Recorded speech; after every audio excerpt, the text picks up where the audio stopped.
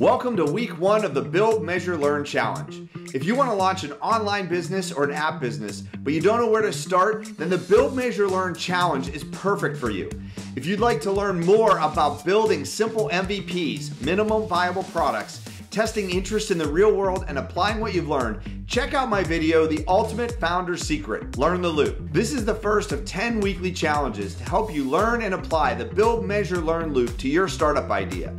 In this video, I'll introduce the week 1 challenge and provide some tips on how to approach it. Then I'll walk through an example for a business idea that I have so you can see how I did it. Be sure to stay to the end for a preview of next week's challenge. Let's get into it. For week number 1, I'm going to start with an uber simple MVP build. So if you've never tried to start an online business before, this is a great way to get your feet wet. The challenge for this week is to build a simple one-page landing page designed to test interest in an idea and start engaging with potential customers. It's worth noting that a landing page website can be used in many ways during the Build, Measure, Learn process to test ideas, to cultivate a customer list, and to promote offerings as you develop them further. Examples include building an email list or a newsletter or a blog list, pre-orders of a product or service that isn't yet available, a scheduler for a demo of a product or offering, signups for a free trial, or some kind of customer magnet that provides immediate value for free that draws users to sign up and move towards paid offerings. You may be thinking, I'm not sure I can do this because I've never written code and I don't have a background in technology. Fear not. Each of the weekly builds are designed around easy to use, no-code platforms that do all the heavy lifting. So you don't have to know anything about writing code. You just have to jump in and give it a shot. For this first challenge, let's start with build. Here are some tips to succeed at this challenge. Step number 1, select a website builder that is free or very inexpensive. These are designed to help make it easy to get started. A few website builders that I really like include Card.co, ConvertKit, Squarespace, and Wix. The first two operate on a freemium model that allow you to get started without paying anything. With Card.co and ConvertKit, you don't even have to pay at all to get started and to launch your website publicly. Squarespace and Wix are much more robust, but after a free trial, you do have to start paying to keep the site active. So you may want to first try one of the free ones and then move to one of these builders later. Now I'll build an example site using Card.co. Let's take a look. Let's say we want to start a website that's a directory for entrepreneurial resources in your hometown. I've recently created one called Top Entrepreneur in Philadelphia, and I'll walk through some of the steps that I took to create this website, and then I'll show you the finished product. I'm using Card.co, and once you create an account, you can get started, and you just start by going to this homepage and click on Choose a Starting Point. From here, Card.co is going to give lots and lots of sample templates that you can use to choose a website that's already pre-built and then include your content. The template's already here, so all I need to do is select the titles and put in what my content should look like. So I'll say Top Entrepreneur in Philadelphia, or I'll say in Philly.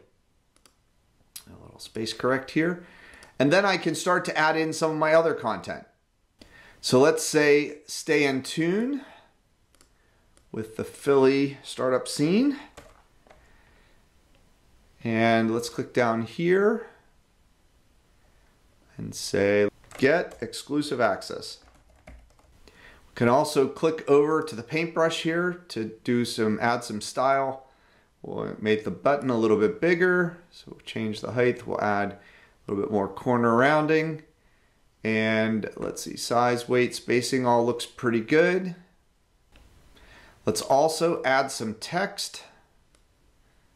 Talk about it. So your free source for communities, organization, events for founders and aspiring entrepreneurs. All right, that's a good start. Now I'd like to have a nice photograph right here in this space. So let's see if we can find a photo that works really well. For this, I like to use pexels.com because you have free use photos that you can use. Professional photographers put photos out here, and it's a way that you can grab a photo that fits your purposes and it looks great. And you can add it in to your website and you're allowed to use it for free. Of course, they ask you to tip the photographers or to provide them payment if you think it's valuable. So if the product starts to work, you can go back and pay them. But this is a good way to get free resources that you know you're allowed to use. So I'll click over here to pexels.com. And let's say people at a coffee shop. Because what could be more like a startup than people at a coffee shop? All right, now we can see there's lots and lots of choices here for images that really fit the scene. And here's a great photo right here. Let's download that. That's going to download automatically, and it asks for a small donation. If later this site turns out to be really great, definitely would want to go back and give a donation to the photographer. So now if we want to add a photo to the background, all we have to do is click upload and go to the download folder where we got the photo. And now it's ready to go. We can make this a little bit bigger. Accept. Great. Once you've built your landing page, you're ready to use this page for the measure stage of the process. For measure, there are many ways you can collect data using a landing page. These include things like share the link with people you already have access to, such as an email list, through social media, or your own connections. Conduct a survey among people that you already have access to in some way, asking them to view the site and provide you with feedback through the survey. You can also reach out to people you know fit the target customer persona and ask them for an interview with you. Use the landing page to show them your idea and talk through it with them as they view the page.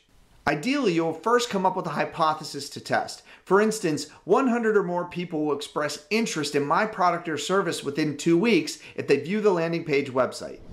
Now you're ready for the learn phase. Once you've collected data from the measure stage of the process, you can capture what you've learned. If your experiment was successful, consider how you might build on this success now that you have a validated result. If it wasn't, consider why it didn't work and how you might test the results differently to achieve a different outcome. Capture these learnings in a document or notebook so you can build on what you've discovered. This is just one example for how to build a landing page website and use it as part of the build, measure, learn loop when you're creating a minimum viable product. This can be a powerful tool throughout your journey to create an online business of any kind, so it's very likely you'll want to use landing page websites in combinations with other aspects of your online businesses. Good luck with this week's challenge, and please share below what you've learned from this first weekly challenge and ways that you plan to apply this to your new venture. If you're ready to start working ahead on the week 2 challenge, here's a preview. The challenge will be to stand up a $0 investment e-commerce business leveraging 2 free tools, Gumroad and Printful. Tune in next week for the details. Keep going.